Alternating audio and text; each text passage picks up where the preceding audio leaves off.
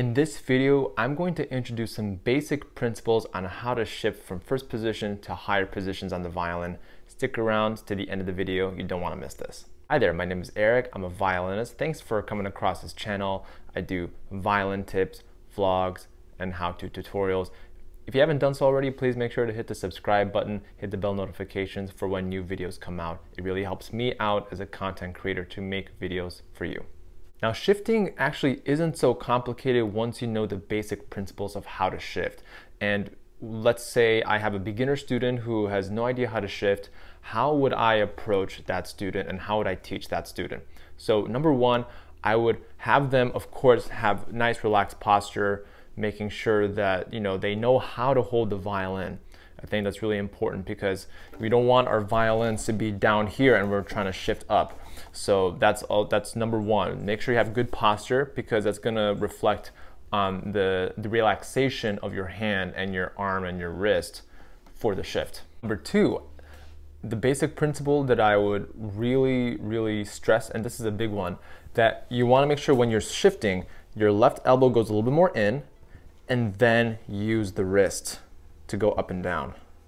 I can't stress this enough. I've seen many students who try to shift this way with their elbow all the way like on the other side of the violin, and they try to be successful by playing.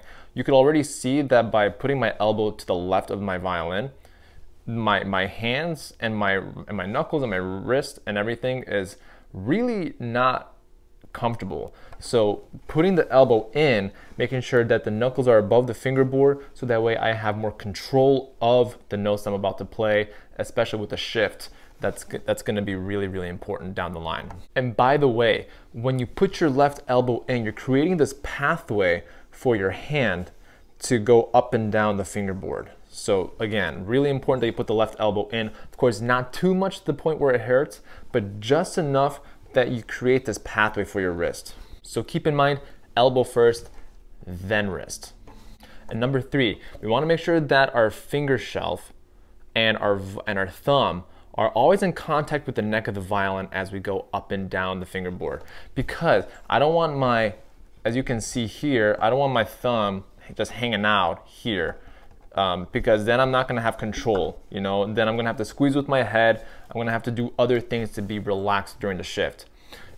So in this case, my first knuckle, which is right over here, my first knuckle and my thumb are always in contact with the violin neck. So as I shift up, these 2 points on my hand are always in contact with the neck, so that way I have control over the shift. Let's do a little demonstration. I'm going to do a shift on the A string from B to D, from first position to third position.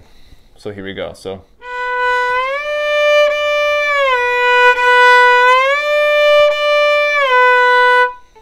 this is a simple exercise that you can try at home today, and be mindful that in my other videos on how much weight you want to put on the fingerboard, this is going to be in direct relation to that. So I'm going to leave a video card right up here for you to check out that video.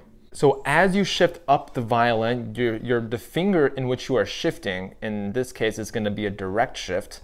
I'll post another video sometime later on the different kinds of shifts that you can do on the violin. But in this case, we're doing a direct shift because the first finger in which we are shifting, we are going directly to the note with that shift. So in this case, we're going to B natural.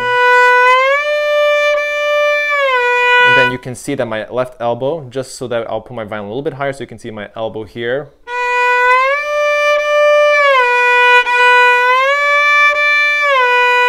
And you can do it as slowly or as quickly as possible. So you can do,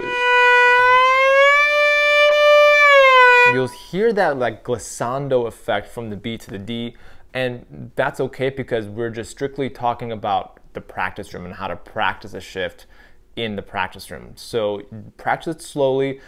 While you're achieving the shift, you want to make sure that you're releasing as much tension in your body as possible, that there's contact between the thumb and the first joint of that index finger as you go up, and that'll be very easy for you to be able to shift to higher positions down the line. Now, be mindful that if you go to the D string and the G string, you're gonna have to put that left elbow a little bit more inside the body so that way you can accommodate the shift. So So something like the A and the C on the G string.